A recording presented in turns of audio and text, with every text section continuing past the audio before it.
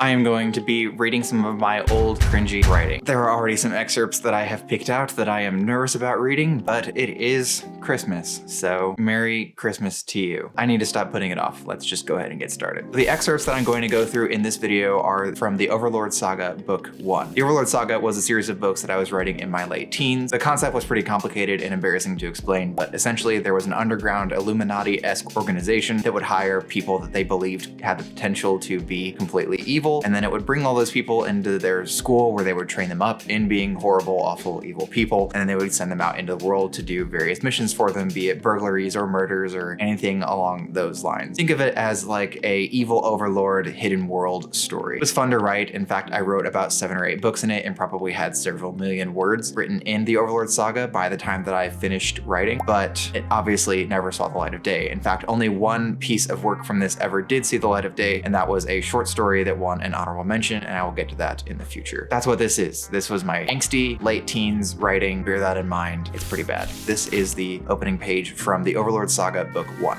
When most stories begin, the atmosphere tends to be dark and gloomy. The weather is generally dreadful, and it's almost always night. Well, this time, our story begins before the sun has departed to bring the day to the other side of the world. There is no rain to speak of. In fact, there isn't a single cloud in the sky. As the massive ball of fire that delicately hovers above our planet, and which children affectionately depict as a cheerful thing, begins to work its way behind distant trees, 2 young students whose future rests in the fragile dusk sit upon a curb in front of their small town high school. Okay, so a couple of things here. First of all, I think that I had the right idea in terms of setting up the scene. In fact, this is the best paragraph in the entire book, which says more about the rest of the book than it does about this paragraph. The problem that I have with this isn't necessarily the concept that I'm trying to do here. It's just that it was executed in such a horribly pretentious way that it just reads like somebody who is trying too hard. And in the end, it just ends up not making any sense whatsoever. I mean, I can't make heads or tails of the core intent behind this. And also, it's really exaggerating, specifically when it says, where is it? 2 young students whose future rests in the fragile dusk. I don't know that I would actually say that their future rests in the fragile dusk. First of all, that doesn't really make much sense. And secondly, it's making it up like the breakup that is about to happen between the 2 of them is what causes every single problem that happens in the rest of the book, and it really isn't. It's not some super key event in what happens later on. It's one thing that just kind of sets up that his life kind of sucks where he is, so there's a reason why he's okay with just moving on and going somewhere else. It's not what actually sets all of the events in motion, and it makes it seem like what's about to happen is this huge pivotal moment, and it just isn't. It really over-exaggerated. But other than that, this is a pretty strong paragraph in comparison to the rest of the book. I especially like that I am pointing out that a lot of books start with a dark and stormy night. I'm trying to go off of that trope that actually it's a pretty pleasant day outside and things are still gonna suck for this person. The rest of the paragraph is just terrible. And also the way that I described the weather was just over dramatic, which is pretty much how the entire series went. It was a very melodramatic, angsty series of books. All right, continuing with the opening page. As always, this is a story about a boy and a girl. It's not always a story about a boy and a girl. That doesn't make any sense. A boy who, against all odds, is his own hero. Also wasn't even part of my plan for the series. He was gonna become really horrible and be killed. His long, unkempt black hair had a tendency to fall into his eyes. He's emo. Full of quirks and recognized as a strange character by those who know him, the young man, Alec Marshall, counted himself lucky to be in the lovely company of Linda Farrell. Linda Farrell, beautiful, graceful, and mysterious. Her long brunette hair was presently held back with a headband as she sat on a small curb with the boy that loved her. Her eyes, by far her most distinguished feature, were shining hazel lights.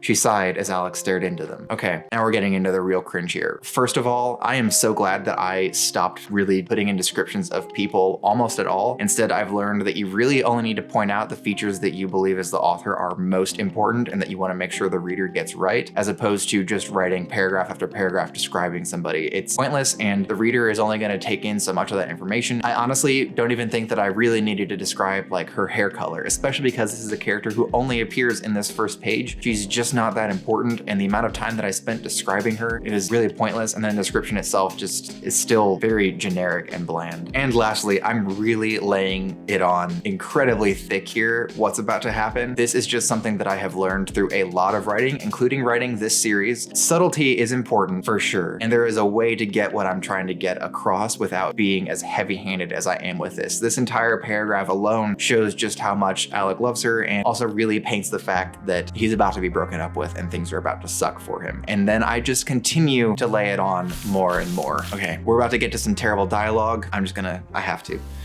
What's on your mind, Linda? Alec asked. You said you needed to talk? Yes, I did, Linda replied hesitantly, rubbing her hands along her thighs. She was clearly nervous. I just basically repeated myself. Rubbing her hands along her thighs tells the reader that she's nervous about something. Pretty obvious. Anyway, well, we've been sitting out here for 10 minutes and you have yet to say anything. Not that I mind spending quiet time with you, the dark-haired boy smiled at her. Again, laying it on really thick and feels really unnatural. Alec, she sighed, I lied to you. One of Alec's eyebrows raised. Just one. About what? Having feelings for you. I thought I did, but I don't. Alec winced. What do you mean you thought you did? Pretty obvious. He comes across as being completely socially inadequate in this scene. I just thought I did, okay? I'm sorry. And Linda, being entirely reasonable, just repeats herself because that should be enough information. Linda, I've cared about you for 3 years now. Thanks for being so incredibly specific, you expositing piece of garbage. Yet, when you finally say that the feelings are mutual, you up and leave 3 weeks later? First of all, the fact that it was 3 years and then 3 weeks, it just doesn't read right. I could have just made that 4 or 2 weeks. But then on top of that, just how specific he is in this conversation. There's no emotional context at all. All that it's saying is, hey reader, this person has been pining for her for 3 years and she tried to date him, it didn't work out, and now he's upset about it. I'm sorry, Alec, Linda said. Linda was just, I don't know, did I even mean to write her as being logical and intelligent? I doubt it based on the kind of person I was back then. She's being perfectly reasonable here. Like, I'm just not feeling it and that should be the end of it and you're being whiny. You're sorry, Alec repeated. He stood up. Alec, no. If you don't have anything else to say, we're done here. This isn't fair, all right?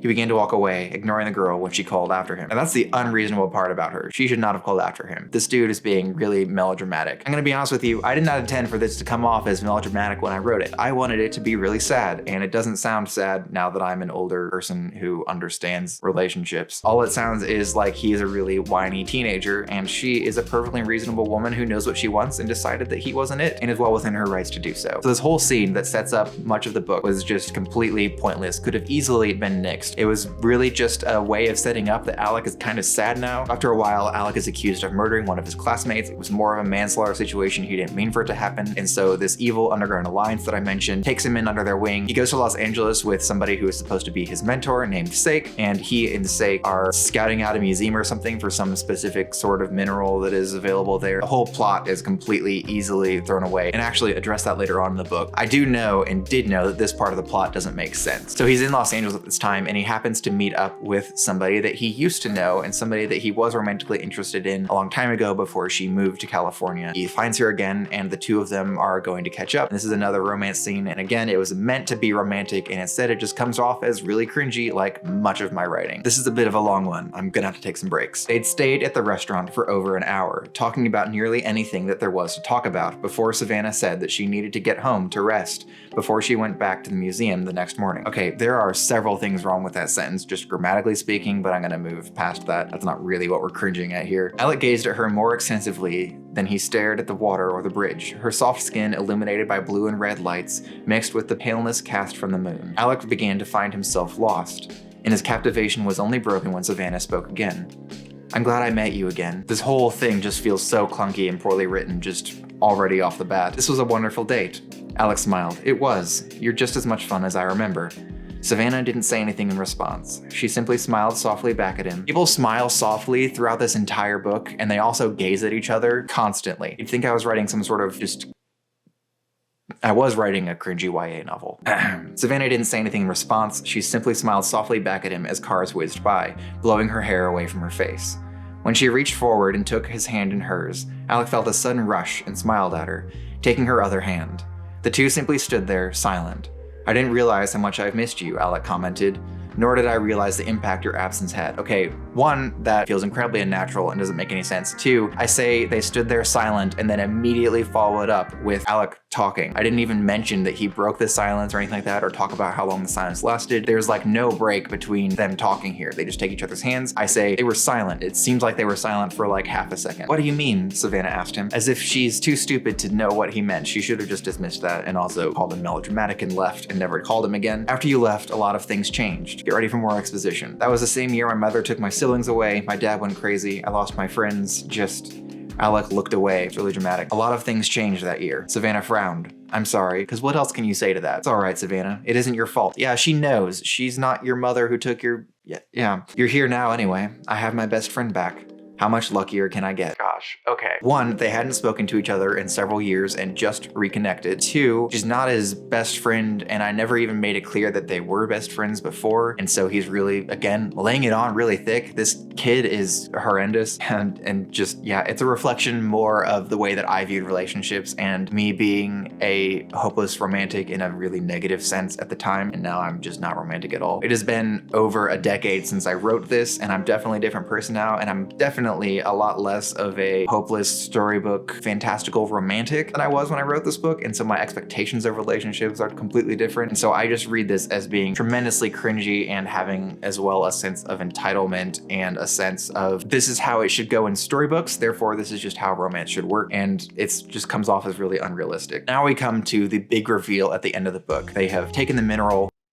They're minerals. I believe Sake was killed by another member of the Alliance, like another team from the Alliance came in, killed him, and has raided it and is wiping out this entire museum and just killing a bunch of people, being very loud about it. And Alec is being introduced to the rest of the underground evil Alliance. And this is the conversation that takes place. And what does all of this have to do with me? Alec asked. Why was I dragged into this?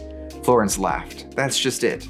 This has nothing to do with you. You were just unlucky. Sake was a complete moron and took a mission that should have been a simple extraction and turned it into a massive ordeal. He's been on this assignment for several weeks now and has almost gotten caught so many times. She shook her head, smiling at Alec in a seemingly mad way. I have a really big problem with using the word seemingly. I say it all the time throughout this book and several of the books that follow. It was unnecessary here. There was no reason for me to say seemingly. Sake had no clue what he was doing. I'm surprised that he even managed to extract the Venidioid at all, to be honest. The Dread Council knew what they were doing though, so there was no reason for my involvement, Alec asked, looking down at his hands and remembering everything that had happened to him over the last 2 weeks. He's killed some people and also Savannah was murdered. No reason at all. Eric Holden was only interested in you because Sake was. Eric is basically a lost puppy. He and the rest of the Dark Company just do as the Shadow Alliance does, but with this twinge of insanity that makes them, shall we say, unique. So I do actually like this part, not this writing, but I like this part in the story because it is really just pointing out a lot of the plot holes that the reader should have been picking up on. Because I had an idea here where Alec was going to be mistakenly picked up by this person named Sake as a potential member of the Shadow Alliance. He's going to be taken on this mission, and the mission was going to be completely pointless and very poorly executed. There were all these pieces at play that the reader was supposed to be picking up on, where they would eventually figure out that this mission makes no sense, there is no real goal here, something is off, and then they find out later on that it was all just a setup in order to kill Sake and get him out of the picture, and then Alec was just caught in the middle of it. But over the course of him being part of this mission, he has killed people and done all sorts of horrible things that resulted in him being a actual potential candidate for the Shadow Alliance. So what started off as an accidental pickup, he was going to have a natural move into the Alliance. And it was kind of my way of having a character who wasn't evil from the start begin to become evil over time. So I had a pretty decent idea there. It was just poorly executed and incredibly poorly written. If you want to see more of this horrible cringe, you can do so by subscribing to my YouTube channel. I will be releasing the next 2 videos in which I read some cringy writing, and I promise you it gets even cringier than that, if you can believe it. Those videos will be out next Friday and then Christmas Eve, so I hope that you are looking forward to those, and I greatly appreciate your support. And if you would like to watch something in the meantime, I will have a video for you right here. Until next time, bye.